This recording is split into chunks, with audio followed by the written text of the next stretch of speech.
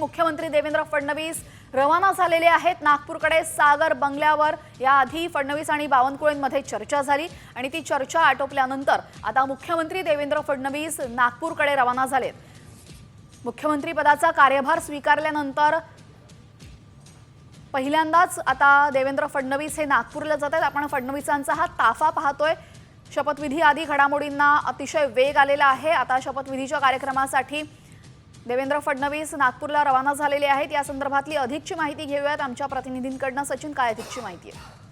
नक्कीच आता काही वेळापूर्वी देवेंद्र फडणवीस हे नागपूरसाठी रवाना झालेले आहेत। त्याआधी चंद्रशेखर बावनकुळे भाजपचे प्रदेशाध्यक्ष यांच्यासोबत त्यांची बैठक झाली आणि चंद्रशेखर बावनकुळे, देवेंद्र फडणवीस आणि अमृता फडणवीस हे तिघेही सध्या नागपूरच्या दिशेने रवाना झालेले आहेत। आता ते देवेंद्र फडणवीस हे नागपूरला जातील, तिकडे चहापानाचा कार्यक्रम होईल। मात्र आपण बघतोय की आज शपथविधी देखील होणार आहे आणि त्या मंत्र्यांचं जे मंत्री आज शपथ घेणार आहेत त्यांना जे अध्यक्ष आहेत ते फोन देखील करतात। अनेक भाजपच्या नेत्यांना देवेंद्र फडणवीस यांनी फोन केला आहे। शिंदे गटाच्या आणि अजित पवार गटाच्या नेत्यांना अजित पवार आणि एकनाथ शिंदे यांनी फोन केलेला। तर नक्कीच नेमकं कोणकोणते मंत्री शपथ घेतात हे पाहणं महत्त्वाचं असेल। जी, धन्यवाद सचिन आपण दिलेल्या माहितीबद्दल। तर बावनकुळे आणि फडणवीसांमध्ये चर्चा झाली, त्यानंतर सागर बंगल्यावरची दृश्य आपण बघतोय। फडणवीसांचा ताफा आता एअरपोर्टकडे निघालेला आहे आणि तिकडनं फडणवीस नागपूरला रवाना होणार आहेत। नागपूरमध्ये सुद्धा फडणवीसांचं जंगी स्वागत करण्यात येणार आहे। मोठमोठे बॅनर्स लावण्यात आलेले आहेत आणि मोठ्या यात्रेची सुद्धा तिथं तयारी करण्यात आलेली आहे। रोड शो मोठा होणार आहे नागपूरमध्ये।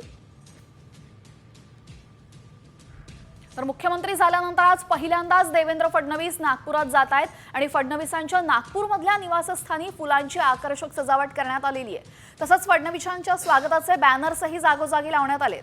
नागपूर विमानतळ ते फडणवीसांच्या घरापर्यंत मोठी रॅली काढण्यात येणार आहे। दुपारी 12 वाजता फडणवीस नागपूर विमानतळावर पोहोचतील आणि विमानतळावर माध्यमांसोबत ते संवाद साधतील। त्यानंतर बाबासाहेब आंबेडकरांच्या पुतळ्याला ते अभिवादन करतील।